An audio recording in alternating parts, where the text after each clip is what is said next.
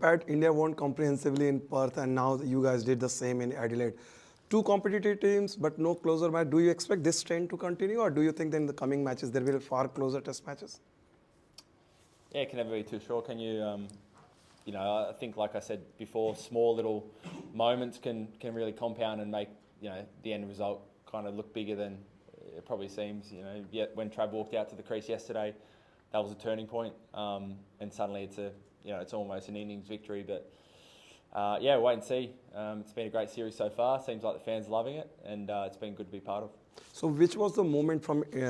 Was it the first innings from India's point of view? You thought that you had India in your hand, like 69 for one and then 82 for four.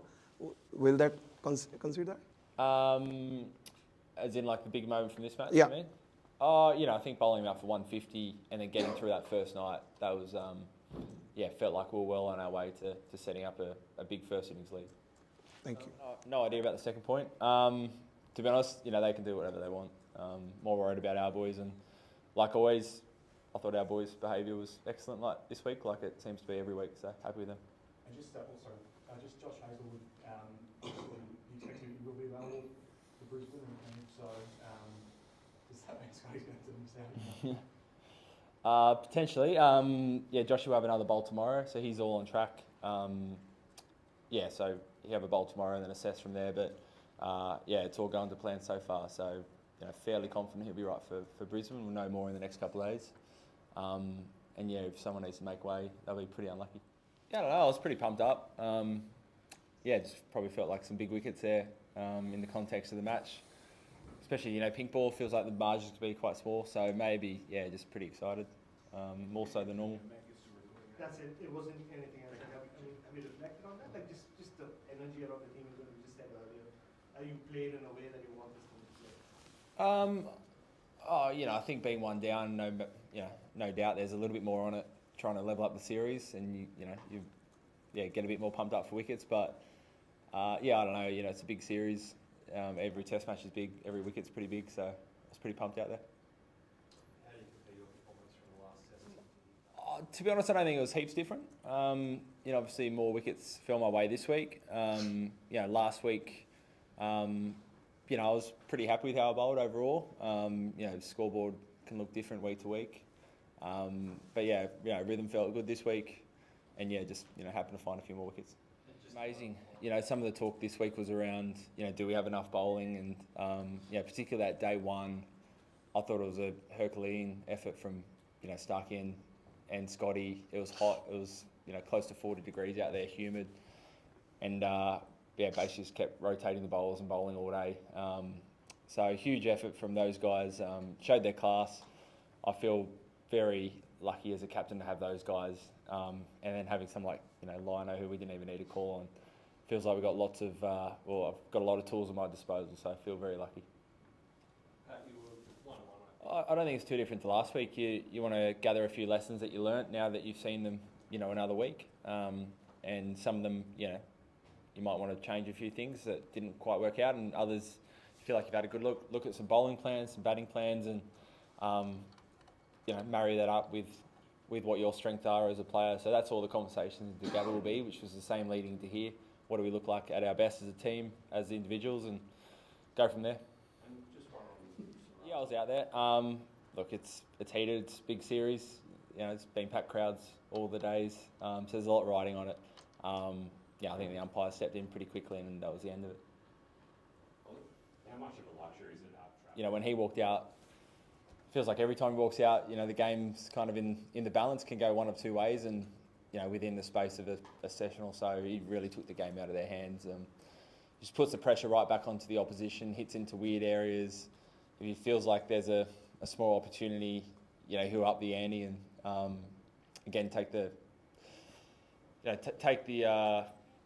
just take the game away from the opposition. So amazing. He's done it time and time again for us in many different formats, and he's super impressive. Exciting. You have to watch when Trav's batting. There's always something going on. He's all over the crease. He's flaying balls through, the offside from off stump. Again, like a lot of the other players, so lucky that he's on our side, because as a captain, I wouldn't know how to bowl to him, how to set field to him at the moment. Yeah, that was really gutsy what those guys did on that night of the first night. You know, you look back to Perth, it's those small moments that if you win them, suddenly you wake up the next day and it's a different day. So I think that was a really good lesson. That was super gutsy to get through that period, and it meant that, you know, some of the other guys later on could cash in. Yeah, obviously saw a fair bit of Nitish over in the IPL. Yeah, he's a really good player. Quite, you know, adaptable, as we've seen. He's done some pretty awesome ramp shots and pull shots and drives. So yeah, he's you know, a 360 player. Like, to be honest, most players that come through kind of in their early 20s nowadays. So yeah, he seemed to have another pretty good game. Any aspects that stands out in Nitish Reddy as an opposition captain or an IPL captain? No, not really. Our best way to take wickets for as least amount of runs as possible. Yeah, how do you put a handle on this particular heated stuff? Oh, look, I think if you know, as a general rule, you normally let the boys be themselves. If you ever need to step in and intervene, you know, as captain I would. But as I said, for our group, I never really felt like I've needed to do that. Not on the field. I mean, when they come out to the press, like both Rohit said the same thing that you said. But are you okay with the teammate coming to press and let's say, I didn't like what Siraj did? Or would you say, just let this go or whatever? How to handle the situation in the meeting? I'll handle. Oh, look, Travis Head's vice captain of the team, so he's a big boy. He can talk for himself. Yeah, maybe. You know, I don't think it's new. You know, you've had people like Gilchrist 20 years ago who used to play that role, but you've also had opening batters like, you know, Davey Warner who's played that role. So I think everyone goes about it a little bit differently. You know, I think one of our strengths is having Trav and you know, Mitchie and Alex at 5, 6, 7. And I think that's, you know, something we spoke about before this season. I've wanted to try and protect. But really, yeah, again, like anything, you always play to your strengths. At times we had openers who'd be aggressive, but yeah. Ourselves a couple of days, even bowling first, you know, that buys you an extra day if the game went the distance. So, yeah, 2 games into the series, I feel really good. Probably better than you normally do, feeling 2 games into a series. So yeah, we'll get up to Brisbane, we'll recover well. That's a priority for the next 3 or 4 days, and then be ready to go again.